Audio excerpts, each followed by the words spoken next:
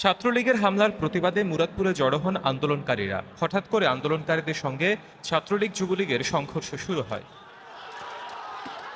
এ সময় ছাত্রলীগের 15 থেকে 20 জন কর্মী একটি 5 তলা ভবনের ছাদে আশ্রয় নেন। আন্দোলনকারীরা ওই ভবনে উঠে তাদের মারধর শুরু করে। হামলা থেকে বাঁচতে কর্মীরা পাইপ বেয়ে নিচে নামার সময় কয়েকজন আটকে গেলে ঝুলন্ত অবস্থায় তাদের লাঠি দিয়ে মারধর করা হয়। জামাত শিবির কর্মীদের আঘাতে বেশ কয়েকজন নিচে পড়ে যায়। শিবির কর্মীরা সেখানেও আহতদের মারধর করে। জামাত বিএনপির ছেলেরা এসে আতর্কিতভাবে ছাত্রলীগের নেতা কর্মীদেরকে হত্যা করার জন্য বিল্ডিং থেকে ফেলে দিছে। যখন সবাই আমাদের 16 স্টেশনের দিকে সবাই মুভ করতেছে, ওই টাইমে ওরা মুরাদপুর থেকে আমাদের ছেলেপেলের উপরে হামলা করছে। একটা মার কাছে একটা সন্তান সবসময় ছোট হয়ে থাকে। আমি এটা ভালোভাবে এটা সুস্থ হয়ে চাচ্ছি, যে থেকে এরকম কোনো মা কোনো সন্তান এভাবে না হারাতে হয়। হামলার পর 11 জনের মাথায় জখম, একজনের পা বিচ্ছিন্ন ও 3 জনের হাত ও পায়ে রক্কাটা অবস্থায় পাওয়া যায়।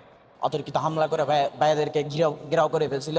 ভাইয়াদারা যাইতে পারে না, তারপর উপরে উঠছে, উপর থেকে ভাইয়াদেরকে ফেলে দিছে, তারপর ওখান থেকে ফেলে তারপর উঠছে, হাতের রক কেটে দিছে।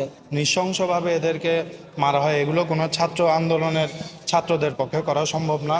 তবে কোটা বিরোধী আন্দোলনকারীদের দাবি ঘটনায় তাদের কেউ জড়িত নয়। প্রত্যেকটা মানুষই যখন তাকে মারা হবে, তাকে যখন তার উপর হামলা করা হবে, তাকে হত্যা করার চেষ্টা করা হবে, তখন সে তার নিজের জায়গা থেকে সে প্রোটেক্ট করার চেষ্টা করবে, এটা খুবই স্বাভাবিক। মুরাদপুরে সংঘর্ষের সময় বেশ কয়েকজন বন্দুকধারীকেও দেখা গেছে। আন্দোলনকারীরা অভিযোগ করছে তারা স্থানীয় যুবলীগ ও স্বেচ্ছাসেবক লীগের কর্মী। পুলিশ জানায় হামলাকারী ও অস্ত্রধারীদের খুঁজে বের করার চেষ্টা চলছে। আপনারা জানেন জামাত শিবির বিএনপি এর মধ্যে আছে। এটা তদন্ত করে নামদাম না পেলে, আমরা কিছু নামদাম পাচ্ছি, তো এটা নামদাম না পাওয়া পর্যন্ত এটা করা যাবে না।